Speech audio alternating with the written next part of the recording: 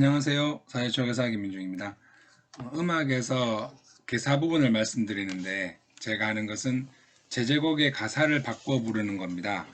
아이들과 함께 해보면 생각보다 재미있고 단순하게 노랫말을 그냥 책에 있는 것만 배우다가 자기 스스로 어떤 주제를 가지고 개사하게 되면 생각보다 재미있습니다.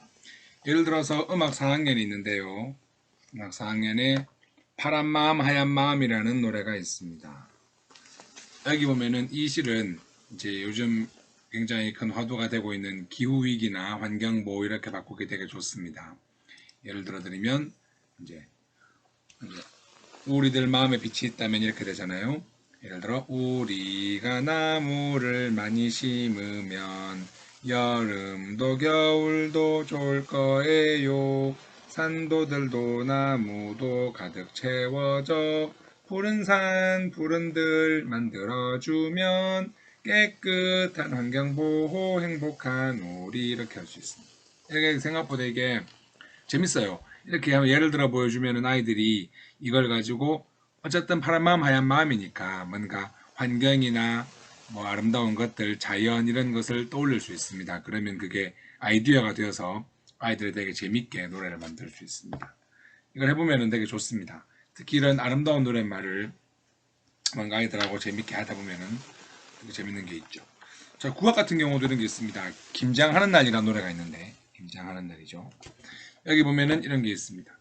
이제 무배추 캐어들어 김장을 하여 보세. 배추로 만든 배추김치, 총각김치, 동치미 이런 말 나오는데 이건 말고도 다른 김치 이름을 넣어서 가사를 바꿔보자고 음악책에 되어 있거든요.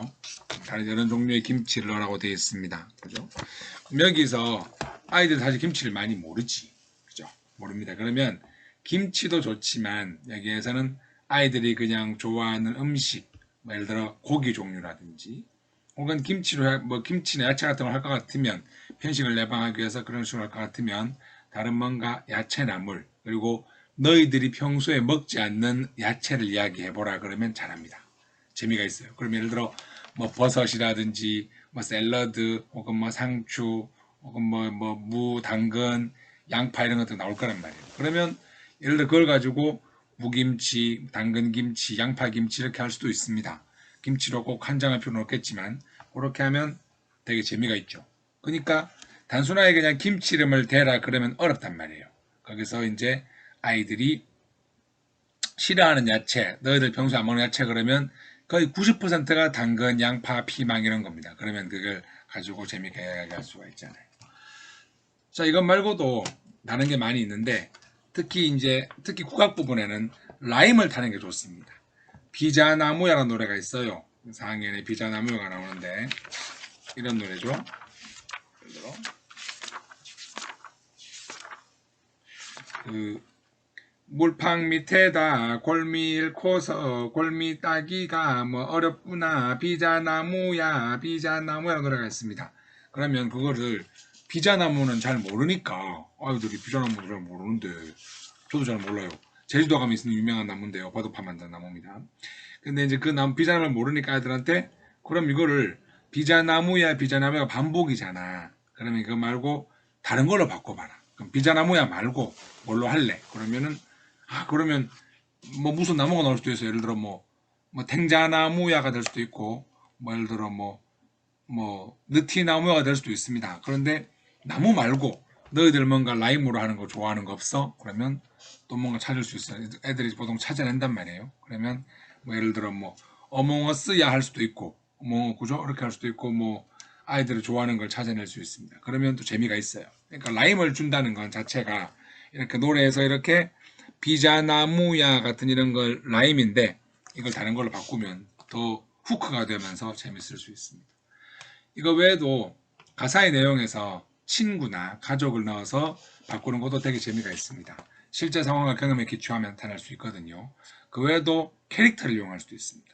뭐 예를 들어 신비 아파트나 뭐 또봇, 뭐 검정 고무신, 장금 이런 것도 이용할 수도 있습니다.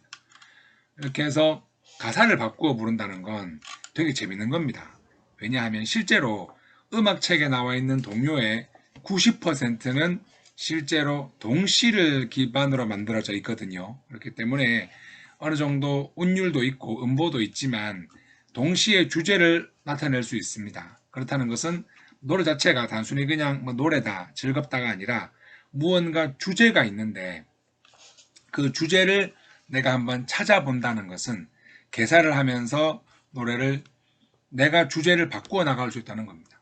아까 말씀드린 대로 파란 마음 하얀 마음은 우리의 마음이 아름다워지는 노래인데 그것을 환경보호, 기후변화 그런 식으로 바꿀 수 있고요.